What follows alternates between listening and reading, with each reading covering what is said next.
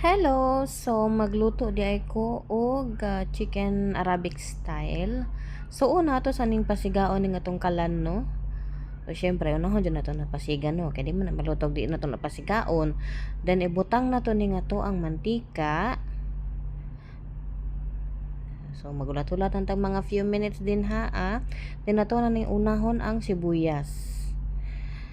Kung sa Pilipinas, ang style dito is unahon ang ahos dire sa Dubai, unahon yang sibuyas. Unlimited man natong sibuyas din hiya.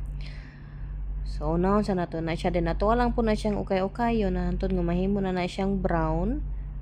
Then, pag humana na dira, murag okay na siya. Magay na ko nagipa-brown, pero para okay na siya.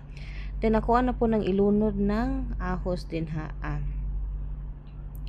So, isunod lang ako ng ahos, no? Then, ukay-ukayon lang po na nako pod. So hangtod nga mag-brown pud nang imong ahos aron magawas lang jud pud ng iyang aroma gani. So karon magsugod na kog butang aning mga lamas niya, o mga kuan sa na niya kalikaran dira anay kahoy, kardamon man na siya nga kahoy. Katong una na kong gibutang mura man tog bahog sa manok Bumrag bahog sa boiler na pa ko laing ibutang dira anay paminta, nay cloves man siguro na napoy dahon ng laurel. So una ako lang po na siyang gisa-gisahon. Then karon nakuha na siyang ilunod ning ato ang manok. So half part lang din sa manok ang akong giluto, no? Kay ang half part sa other na kuan na po to na ko. Sa gilunod na po na nako dira ang lemon, dried lemon. Then butangan na natog asin, pampalasa. Kailain pag asin, no? Then kana ako rin na siyang gibutangan og cumin powder. So ako lang na siyang blend, no, kay para mag-powder siya kay mura man na siya bugas. Ako di man ko gananan ng murag bugas, so gi-blend lang pud nako, no. Then karon butangan na nato ning Arabic nga masala. So mo na diri na nimo dagtikal ni ron.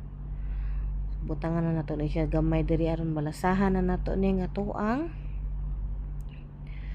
masala nga Arabic. So mo na pinaka main nato nga dish, no. So ato la po ng luto no kay ukayon lang po na nato ibaliktad-baliktad nato ng ato ang manok kay aron maluto jud pud siya, no. Then karon butangan na po nako ni og kulikot. Di lang po nako na siya ikat kay mahalang man po, so tama-tama lang po na siya. Then karon gibutang na nako ang tomato paste nga ko lang po nunon siyang gi-blend gani. So karon mao na luto na. So, mao na ning outcome sa akong giluto. Salamat sa inyong pagtan-aw.